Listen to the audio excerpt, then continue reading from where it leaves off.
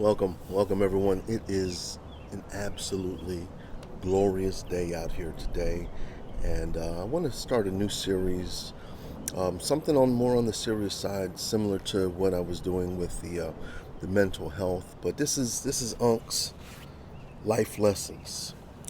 Matter of fact, I can't remember exactly who suggested it, but one of our subscribers suggested life lessons video, and here it is. Here it is. I promised, and while it took a long time, here it is. Today I want to talk about, and there's going to be many in this series. Today I want to talk about change, and this is something that I think I can really talk about because I've really experienced a whole lot of change growing up. But one of the things, I'm going to throw a few cliches out there. The only constant in life is change. You've probably heard that before. You've heard out with the old, in with the new. Change is something that we're supposed to embrace. There's something that's supposed to be so beautiful. Hey, yesterday it was rainy outside, and we pretty much stayed inside the house and all of that. And then this morning I woke up and I looked outside and just like, wow, it is a beautiful day. Humidity is low.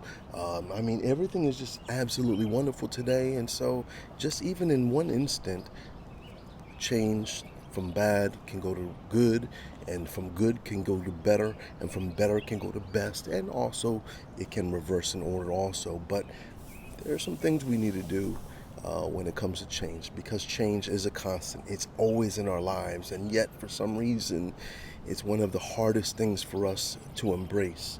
I remember reading a book called Who Moved My Cheese, and Who Moved My Cheese is all about change and people's different attitudes toward change. If in the book there's four different mice, hem, haw, sniff, and scurry, and all of a sudden one day they were always having cheese. In this one station, they had cheese galore, and cheese was always abundant and plentiful there. But then one day they got to their cheese station, and all of a sudden, nothing. There was no more cheese.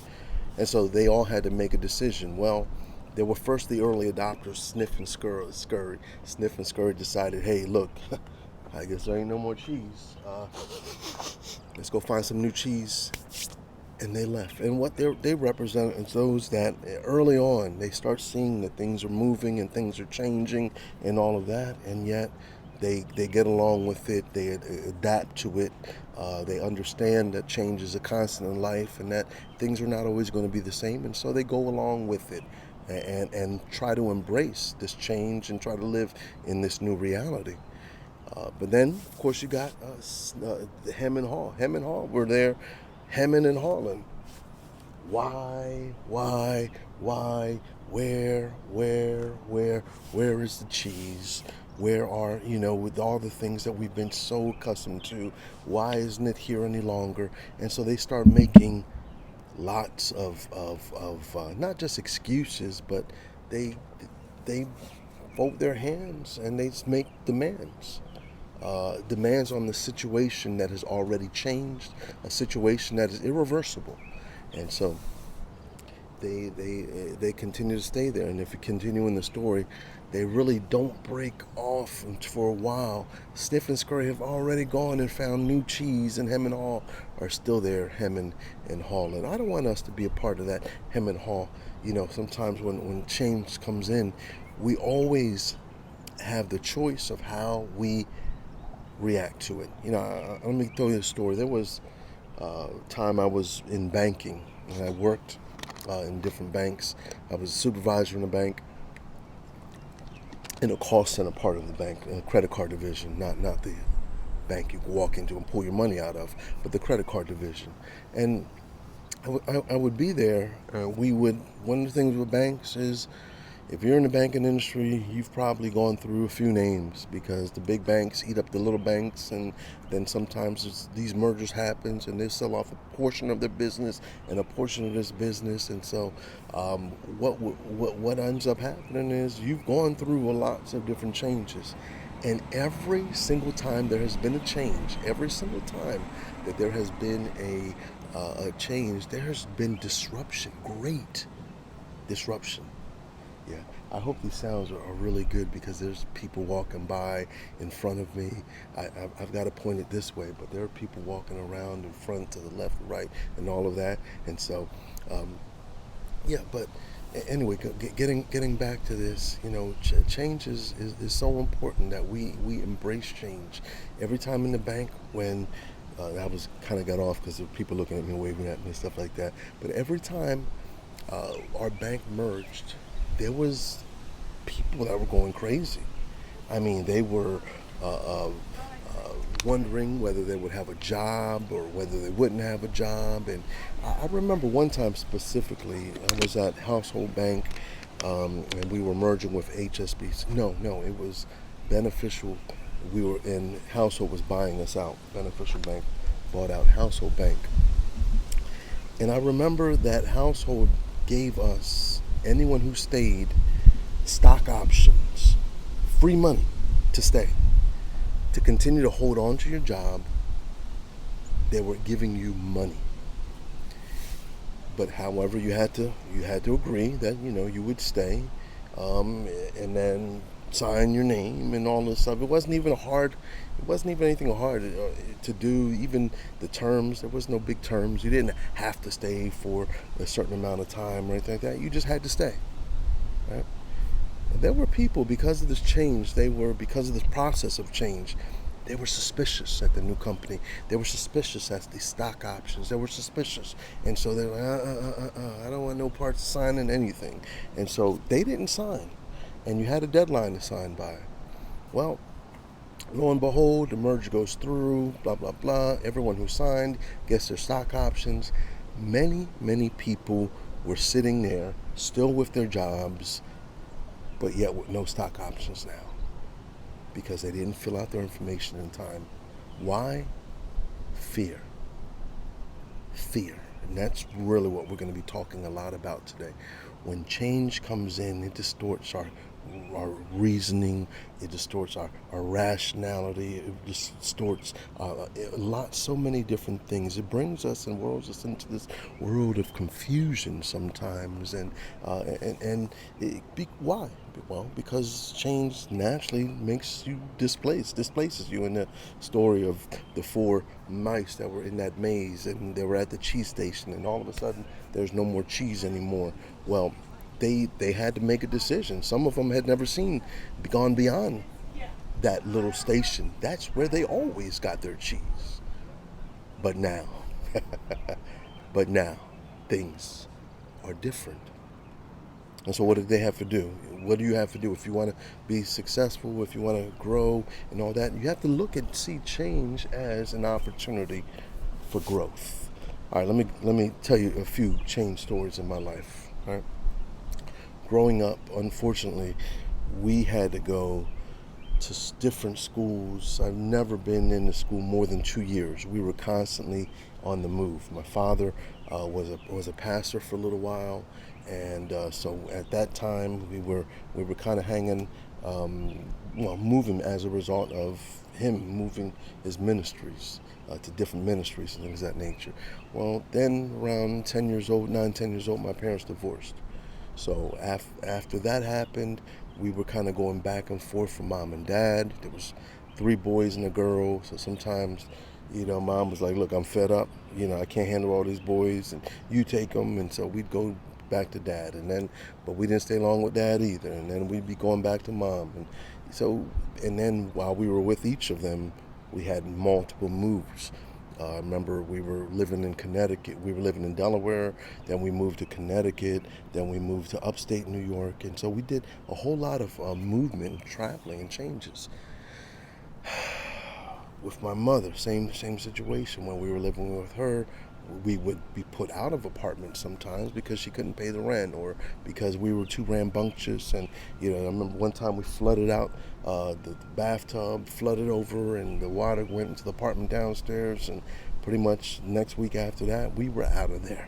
So we did a lot of changing. And I'm going to just say right now, sometimes change sucks. And it does, because of the fact that it's the unknown. We like the known. We like the known things. It forces you to kind of operate in that area of unknown, and that's the scary part, because I don't know. Look, if you've been at a job for 10 years, you know what to expect. Pretty much, you know how the day's going to go. You've seen the patterns and things, and all of that you can assess. You can go, okay, I've seen this happen before. But if you're being put in a brand new environment, then all of a sudden you're the new person again. Now you've got to learn. Now you got to put yourself vulnerable to be out there and make mistakes and things of that nature.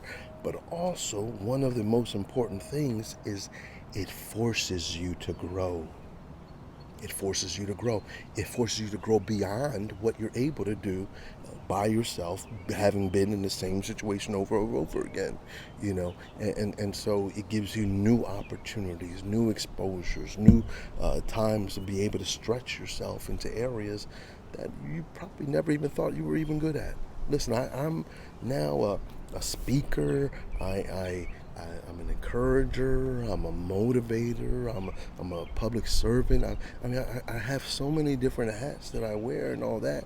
And the skills, my communication skills, are the very things that help me in all of those things. Right now, I'm talking with you and connecting with you. I develop communication skills. Guess how? By having to communicate. I noticed my brothers and my sister and myself, we all are great communicators. We've had to be. We had to be put in different environments. We were in ghettos, we were in projects, we were in the suburbs, we were in areas where it was primarily all black, we were in areas where it was primarily all Hispanic, we were in areas that was primarily all Caucasian. And guess what? I had to adapt and find and live in all of those different settings. I remember upstate New York. Yeah, I've shared with you guys before. We were living in Amsterdam, New York, and this little dog kept barking at me, and all of a sudden I'm like, what are you barking at me so much for? And so I asked, I said, well, why is he barking at me? He said he never seen a black man before. I'm thinking, where am I? This is upstate New York, but we were the only black family in town. There were some Hispanics and there were some whites, and I think there was one Indian also, but we were the colored family in town. You have to live. It wasn't a place I chose, but we had to learn to adapt and all of that. I've heard this saying: change is inevitable. Growth is optional. Growth is optional. And so what we want to do is take every change, every opportunity as an opportunity for growth. And if you look at it that way, you're going to be able to maintain it a little bit better. So moving to a new city. Maybe some of you find yourselves in that situation, and it's time to move out of mama's house and dad's house and all that. And I know it can be scary. I know for myself, it was scary. I knew I wanted to get out of the house, but I didn't know how. And so the first time, it was leaving to be able to go serve in the military, and so that forced me to kind of get a little bit more mature, and definitely gave me a lot more other experiences and all of that. And then came back home from the military, and I came back to mama's house for a little bit, and then after that it was like, okay, well, got to get out of here. I can't hang out with mama too long. Love you, mama, but you as a man, you want to start growing your wings and going out there and becoming self-sufficient. And so left back out, and I think at this time we moved in with my brother, my sister, and so all of us moved in together. That's a little challenging. That was a little challenging, especially if your name is on the,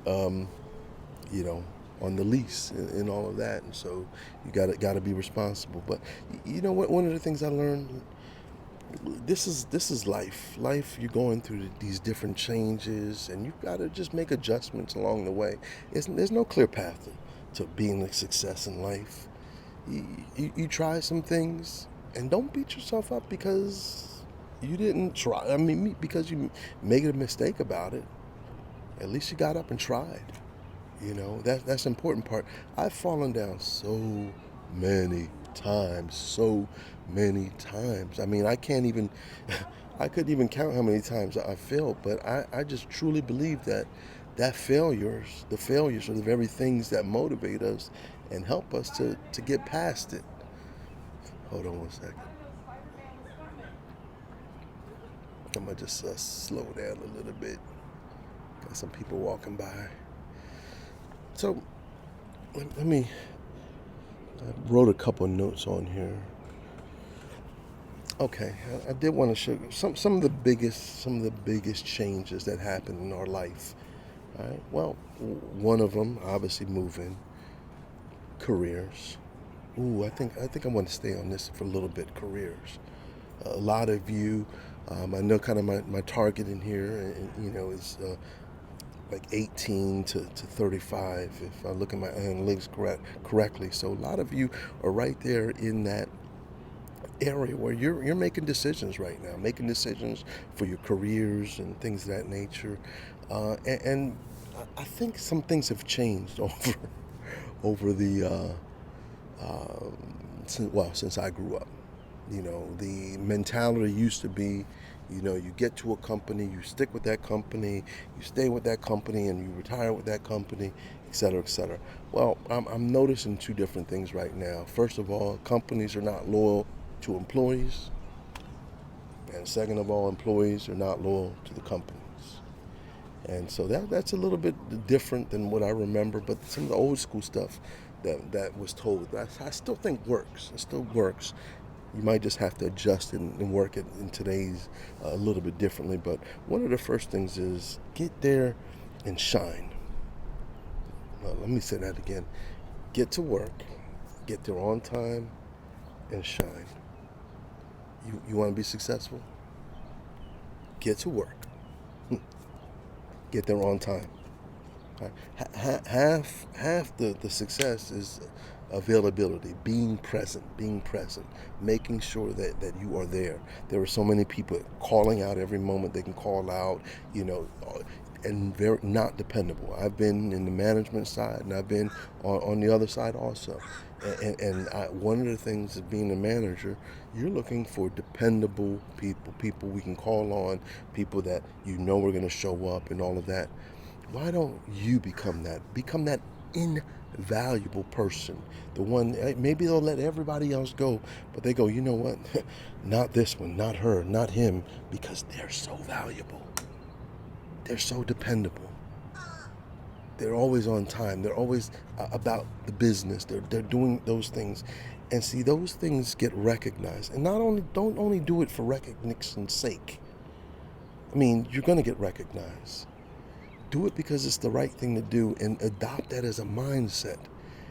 And see, if you adopt that as a mindset, that goes with you wherever you go, whatever job you go to. Any place I go, I want to do it. I want to grind. I want to shine. I want to make sure I'm doing my best, giving my best, because I want to be recognized for giving and doing my best. You understand what I'm saying? Hey, do that on your YouTube channel. You do that in every area of life. You do that as a husband. You do that as a father. In every area of your life. Get there, put your thing down, do it right, and be consistent with it.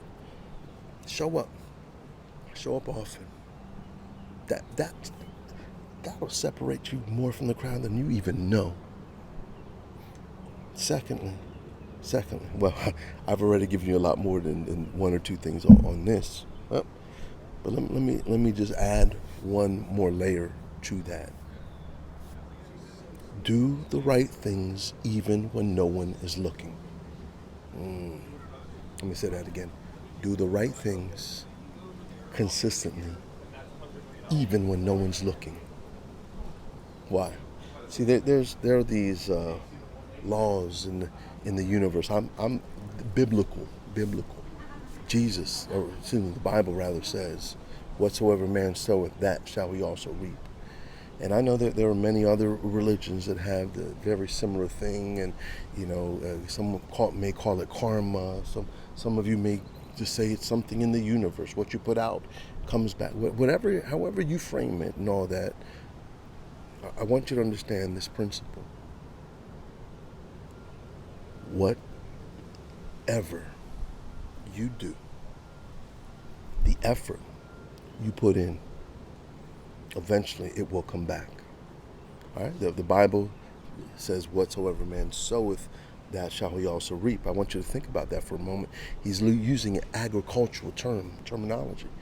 He's saying that as a farmer goes out and he takes his seed and he tills that ground and he prepares it, and then he sows the seed into that. And then I want you to understand something about the sowing process, that he doesn't reap from that immediately. He or she, the farmer, reaps that in the space of something called time. That's the important part. Time. Whatsoever man soweth, that shall he also reap. We say, well, I'm not reaping nothing. I'm putting all this stuff out and all this, but I don't see anything coming back.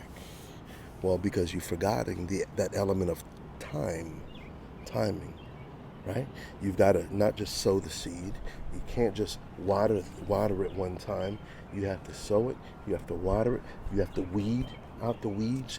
You have to allow for the time, nature, to do its work on it. While you're doing your work, nature's doing her work. God is doing his work. And so all of that that's happening right now is happening in the space of time. But you know what happens? Oftentimes we want the microwave approach. We want the hot meal that you just throw in and you hit dot dot dot dot dot dot dot dot. 3 minutes and now I'm ready to sit and eat. But that doesn't happen in nature. And it doesn't happen in our successes usually. I know you'll see every now and then someone who became an overnight success. All right? That's the minority. That's not the majority. The majority have to sow, have to water the ground, have to continue to weed, have to continue to do all the work necessary to anticipate a greater harvest that's going to come later on. And if that element of time is not there, what happens is there are many people that give up in that span of time. I share with you guys, I just received my master's degree, and it was a grind. It was a grind to get it. But one thing I did was I just made sure every single semester I did something, do something. Even the semesters I wanted to take off, I forced myself to do something. I said every semester I'm going to take off this next semester, and by the time I kept getting those emails and the phone calls from the counselor saying, "Are you going to register? Are you going to?" I'm looking at it going, "All right, I'll at least do one class. Let me just do one to get a little bit closer." And usually I did at least 2 classes, 2 to 3 classes. Why? I understood, look, if you just continue to sow the seed, if you continue to do it, eventually you get to the end. You get to that harvest. But when you get to the harvest, there's a rejoicing time. But you rejoice a little harder when you know you've put in the work. When you put in the time. When you've waited and sacrificed and all of that, I'm gonna give you one more quick thing. Since I'm talking about this element of patience and all that. This channel is a testament to exactly what I'm saying right now. This has been the hardest channel to grow that I've ever grown, because I've tried to grow it a different way. Before I was taking shortcuts and doing different things and all that. This channel was a channel in a niche that I didn't really understand well. Now I believe I do. I think I'm firmly entrenched in this niche now, but it wasn't so, when I first started. And so I was growing and adapting, and change was definitely on the horizon. And I was scared to tell people I even had an ASMR channel. I was scared, what others would say, and friends and family members would. But yet, I continued plugging in. my first stuff wasn't getting much traction. I wasn't getting much, but I said, you know what? I'm gonna stick to it. I'm gonna stick to it. This is different. Yes, this is different than any other channel I've done before. It wasn't my first time on YouTube. I had made big channels and successful channels on YouTube before. However, this one was a whole different beast. And it took a grind, and it's still taking a grind. It took a grind to get recognized, to start being, out there and being known. I created so much content. Created so much content to try to flood the market, to put myself out there and make sure that when you type on things, you see my name. And then there's a lot of strategy into some of the things. Maybe you don't even understand everything I'm doing. Sometimes I don't understand the things I'm doing, but it's trying different things. I change up things. I change different styles, and I try different things oftentimes. You'll see that on here. I test out shorts. I test out this. I test the new features they're going to give out. I'm going to be on AI. I'm going to try it. I'm going to try anything that's thrown out there. Why? I have the end goal is a successful channel, but the way to do it, I don't. Nobody gave me a map or a manual, and you ought to do this and you have to do that. No. Try this. It doesn't work. Try that. That doesn't work. You try that. You try. It's constantly trying new things. And I guess what I'm really trying to say is embrace change in your life. I know it's scary. I know it's uncomfortable. But the quicker you can embrace change, the quicker you can be like Sniff and Scurry in these moments and say, you know what? Okay, change is here. It sucks. I get it. But I'm going to find the good in this. I'm going to look for the teachable moments. I'm going to put my big boy pants, my big girl pants on. Can you say that, big boy pants? Y'all understand what I'm saying? I'm going to step up to this challenge. There goes a better phrase. I'm going to step up to this challenge and look it in the eye and say, hey, maybe I can't do nothing about you, but I'm going to figure out a way that this situation is going to be helpful and be a blessing to me. And so, hey, I don't know if I said something to make you think a little bit. I hope I made you think a little bit. If you got any questions, any comments at all, put them in the comments below. Also, I want to be doing a series like this. I know today we're just talking about a little bit about change and all of that, but I want to really be bringing some real topics to you. I want to talk to you about grief a little bit more. I want to talk to you about some things like maybe your mom and dad forgot to tell you or didn't tell you. Finances. I know I got a rude awakening when I got out there in the real world and started figuring out that, man, I don't know nothing about money, and so I had to come to that realization and then start learning on the fly. And so I want to teach you some things that I've learned and all of that. And so stick around if you like that kind of stuff. If you like ASMR role plays or these life lessons and life talks and things of that nature, or just if you're like me, hey, stick right here, Peppered ASMR. I just try to be real as we can be. Try to connect with you. And us as a family, as a community, connect with one another. Please, if you see something, you have something of value to be able to give out to other people, put them in the comments below. And I think that you are going to like this next video that's coming up. If you haven't checked out the mental health one, that's exactly what I'm going to be putting on the screen for you to check out right now. So if you want to do that, go ahead and check that out. Is it that side? Hold on. I think it might be this side. Well, whatever side it's on, you'll know. Go ahead and click on it, and I'll see you on the next video, all right? Take care.